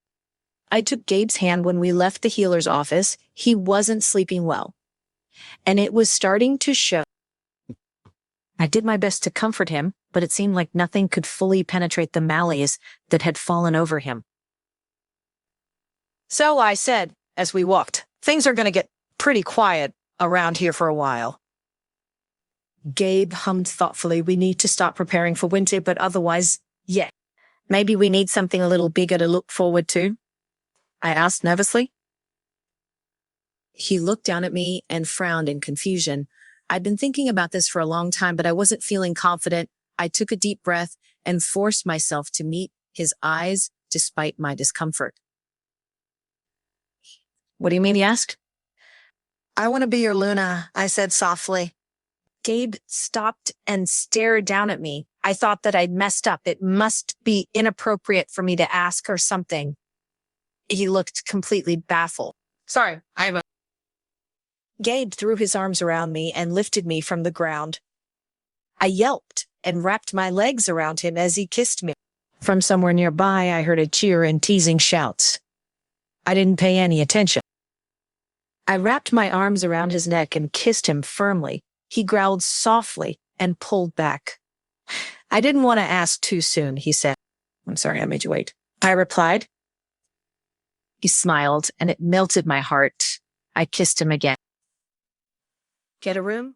Val shouted from down the road. Lucky laughed and smacked his arm as she walked out of the door of the healer's office. I blushed and buried my face in Gabe's neck as he waved Val off. Maybe we should, I said quietly.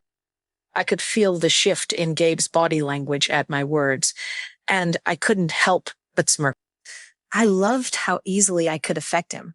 It gave me an odd thrill to know how the slightest hint of intimacy made him react. He grabbed my waist and lifted me until he could throw me over his shoulder.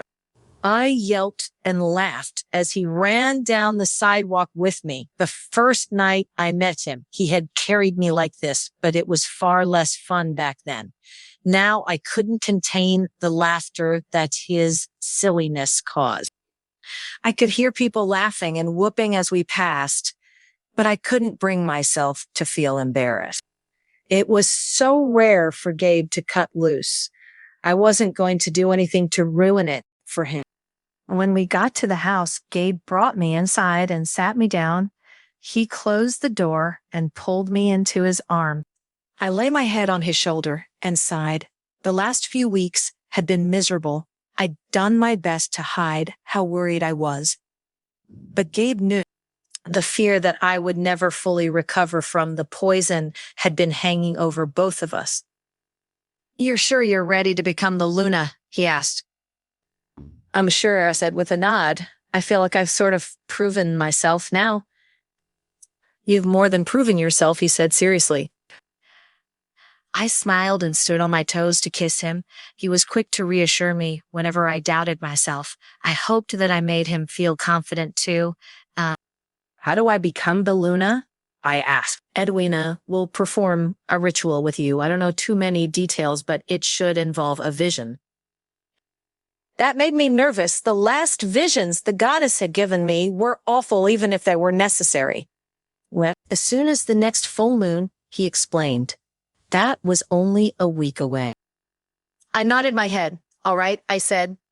I'll meet with Edwina tomorrow and figure out what I need to do to prepare. Gabe's smile made my heart stutter. I still wasn't used to seeing him show his emotions so easily. He kissed me and backed me toward the wall. He pinned me in the same hallway the first day I'd been in the village. Back then, I'd been afraid of the way I felt when he was so close to me. Now I craved it. Gabe placed his hands beside my head and kissed me. The house was far less busy than it had been a few months ago, but I still wasn't sure if we were alone. It made me nervous, but I couldn't bring myself to stop. I yelped when he grabbed my thighs and lifted me. I wrapped my legs around him and pulled him against me. You better not drop me. I muttered. Wouldn't dream of it, he muttered. He braced me against the wall. I shuddered. We hadn't been intimate since I'd been injured. I knew that Gabe had been feeling pent up, but having sex against the wall was unexpected. His touch was making me tremble already. He gripped my thighs and pressed into me. I hid my face against his shoulder and moaned softly. It was awkward being completely off the ground like this. I knew that Gabe wouldn't drop me, but it still sent a little jolt of fear through me that only heightened the pleasure that his firm, steady motion was creating. The angle made it difficult to touch him. I had to keep my arms around his neck to hold myself steady. It was frustrating. He kissed and nipped at my collarbone and gripped the back of his head with one hand. I kept the other wrapped around him firmly. I couldn't keep quiet. I never could. But Gabe liked it. Gabe pushed me back into the wall and bit my shoulder lightly. He gripped my thighs and lifted me as he increased his pace and slammed into me. I was starting to shake and I threw my head back and moaned. I cried out. He lifted his head and stared at me in confusion. What did you say? Mark me. I moaned. His eyes darkened and he growled. He pushed me into the wall and kissed my neck. His hips never stilled and the pressure that was building was driving me crazy. I'd seen the kind of damage that his teeth could do, but I trusted him. I craned my neck to give him better access and waited. He groaned and kissed the juncture between my neck and shoulder. The bite stung, but only for a moment. Then the pleasure that rushed through me took my focus away from any pain there might have been. I could feel him shudder as he continued to slowly pump his hips into me. He kissed the wound and pulled back. His pupils were dilated, and he was staring at me with such intensity that it made me dizzy. I tightened my legs around him and pulled him as close as I could. Let me do it, he growled. I tangled my fingers in his hair and pulled his head to the side. I was surprised by how easy it was to break the skin, but I was more surprised by the way Gabe moaned and tensed under me. I could hear myself growl as I increased the pressure of the bite. Gabe slammed his hips up, and I moaned as I continued to bite him. The rhythm of his movements was off-kilter and stumbling, but it sent us both rushing towards completion. I pulled away from the bite and moaned desperately. I gripped his shoulders and tried to use the leverage to match his movement. It was sloppy and desperate. I was shaking all over when he went rigid and growled against me. He laid his head on my shoulder and panted slowly. I lowered my legs to the ground. I wasn't confident I could stand just yet, but leaning against the wall was enough to keep us both upright. I looked at Gabe and the blissed out expression on his face. He was mine. I wanted the world to know it. Marry me, I said breathlessly. He laughed and twisted his fingers in my hair gently. All right, chapter 50 together. Still. The scent of herbs and smoke was strong in the dimly lit room. Edwina had left me alone in the small ritual room. I had flowers woven in my hair, and I was dressed in an elaborate embroidered white gown. I was sitting cross-legged in the center of the room and staring at a candle as it flickered. I was supposed to pick a spot to look at and clear my mind. Edwina assured me that a vision would come, but she wasn't able to tell me how long it would take. I had no idea how long I'd been sitting in here. I could hear that the feast in the town square was in full swing. The sound of music and laughter was muffled through the walls, but it was present. I loved hearing the pack celebrating. Their joy made me proud. It wasn't as though all of our problems were over. There were still mysteries that haunted us. There were fears that wouldn't be easy to assuage. Now that we knew the Bear Lake Pack had survived in the form of the Bear Island settlement, many in the pack were uneasy. Val was adamant that he'd sensed no danger and that reopening diplomatic relations with their pack was necessary. I had no doubt that the pack would agree with him eventually. There were so many in our pack that had family ties to Bear Lake and wanted nothing more than to heal from the horror of the attack. Now that the truth was known, the hatred and sense of betrayal were giving way to grief. It would be a long process, but I had no doubt we would get through it. The pack had overcome so much already, and it had only made us stronger. I closed my eyes and focused on the sound of the feast. It brought a sense of peace to me that I had rarely felt in my life. This was where I belonged. I knew it in my soul. My eyes were still closed, but a beam of silver moonlight cut through the darkness. It was startling, but I didn't move. I watched patiently and waited to see what would happen. My mind struggled to make sense of what I was seeing. The beam of light transmuted into a fog that fell to the ground. Gradually, so gradually that I wasn't sure it was really happening, the fog coalesced into a form. It was a sleek white wolf curled on the ground. After a moment of stillness, the wolf stood, shifting into a woman as she did. She was tall and slender with snowy hair and eyes that flashed silver when she looked at me. She was draped in a pale silver dress that seemed to sway around her in a breeze that I couldn't feel.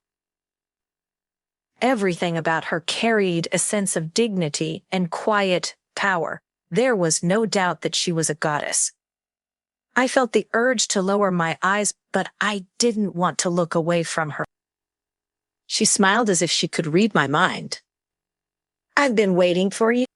She spoke to me without moving her mouth, but her voice reached my ears nonetheless. It was different from the way we communicated in our wolf forms, but I couldn't place what.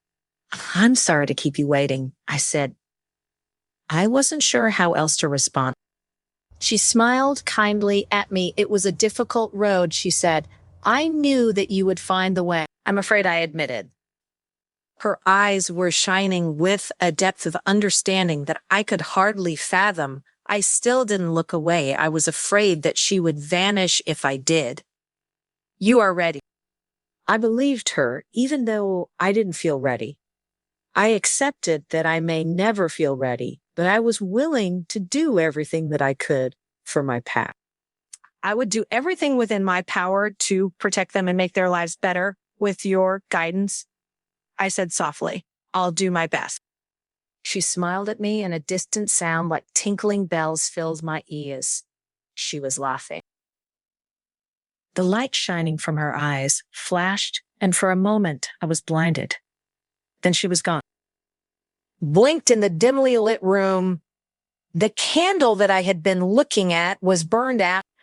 I stood shakily. My legs had fallen asleep. After taking a moment to let my blood flow return to normal, I walked out of the room. Edwina was waiting for me and smiled when she saw me. I don't know if she could sense a difference, but she knew that the ritual had been successful without my telling her. She linked her arm with mine. "Gabe's waiting for his bride," she said teasingly. I could feel my face heat up a little. "I'm ready." Edwina and I stepped out into the chilly night, and she howled. A chorus of howls responded, and a cheer ripped through the town square. The ritual had been a success, and I was officially their Luna.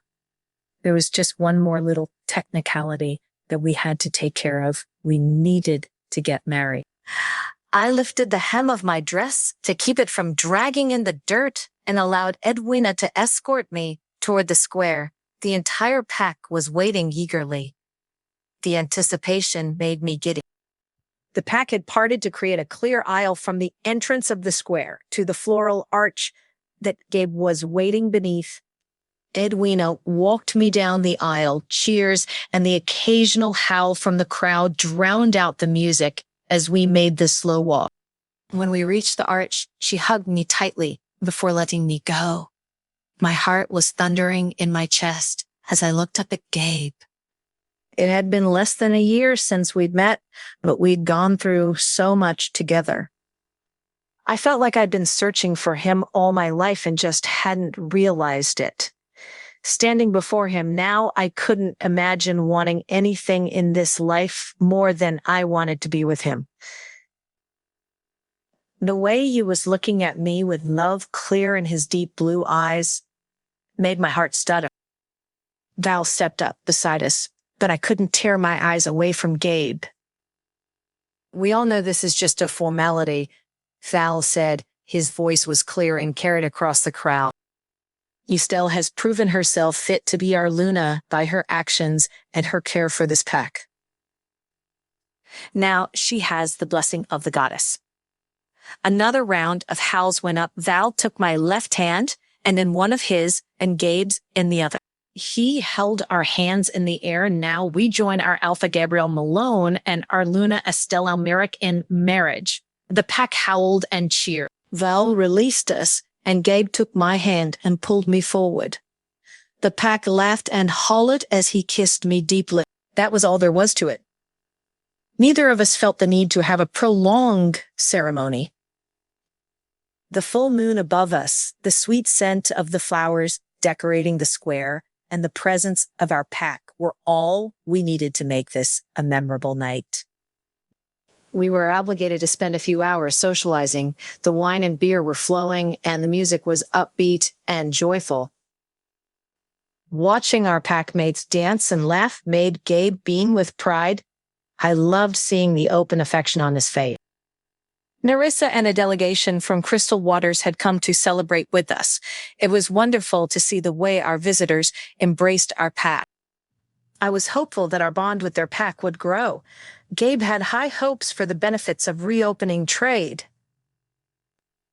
I was just glad to see the camaraderie and friendships that were beginning to grow. 2 of our young ones had met their mates from Crystal Waters already. It made me hopeful for our future. As much fun as we were having, I was getting tired. The lunar ritual had taken a lot out of me, and the social obligations were draining in their own way. Lucky kept dragging Gabe and me out to dance, which was immensely fun, but my feet were getting sore. Gabe must have been able to tell that I was getting tired as another round of food was being brought out and new kegs were being tapped. Gabe grabbed my wrist and quietly dragged me away from the festivity. "Everything all right?" I asked. "Perfect," he said with a smile. He pulled me into his arms and kissed me. I couldn't help but giggle at him. He didn't seem to mind. He just scooped me up into his arms and carried me back toward the house. "People are gonna be looking for us," I said. "Not if they know what's good for them," he grumbled. I nuzzled his neck and let him carry me all the way to our bedroom. I wasn't going to argue. I was glad to have a little time alone with him. There was a lot of work to be done. I had so many ideas about how I wanted to help the pack grow and improve. And Gabe was ambitious about expanding the pack. It would mean a lot of sleepless nights and days apart. We were both prepared to put in the work. It didn't mean we could sneak away to spend some time together once in a while. Our bond was what made the pack strong. We had to take the time to nurture it. Gabe laid me on the bed and climbed over me. I laughed as he grabbed the silky hem of my dress and shoved it up my thighs. I lifted my arms to allow him to pull the clothes off. He looked down at me, and a predatory grin stole over his features. "Mine," he said softly. "All yours," I replied. He made quick work of his own clothes, then pulled me onto his lap. Unlike the first night we'd been together, I didn't hesitate to act. I slid onto him and grabbed his shoulders for stability. He gripped my waist tightly and watched me as I rolled my hips into him. My head fell back and I sighed in pleasure as the feeling started to build. Gabe's fingers brushed the bite mark on my shoulder. "Good girl," he moaned. "Look at me." I knew I was blushing, but I lifted my head to look him in the eyes. He adjusted his grip on me and helped to pull and push me more firmly into the rhythm that I'd set. His eyes looked so dark as he gazed up at me. It was almost too much to see the affection and desire clear on his face. I growled and sped up my movements. Gabe growled and pressed his face into my shoulder as we moved in tandem. When the feeling crashed over me, Gabe picked up the movement without hesitation. I was oversensitive, and my body shook as he brought himself to climax. I collapsed against him, and he lowered us both to the mattress and pulled me close. "My Luna," he whispered. His voice was soft and raspy in my ear. I snuggled as close as I could and kissed his chest. "My alpha," I replied. Having his arms around me was the best feeling in the world. No matter what came at us next, I knew that we could face it as long as we stayed together. This part has ended. Thank you for listening. If you would like to continue listening to the next part, please let me know by leaving a comment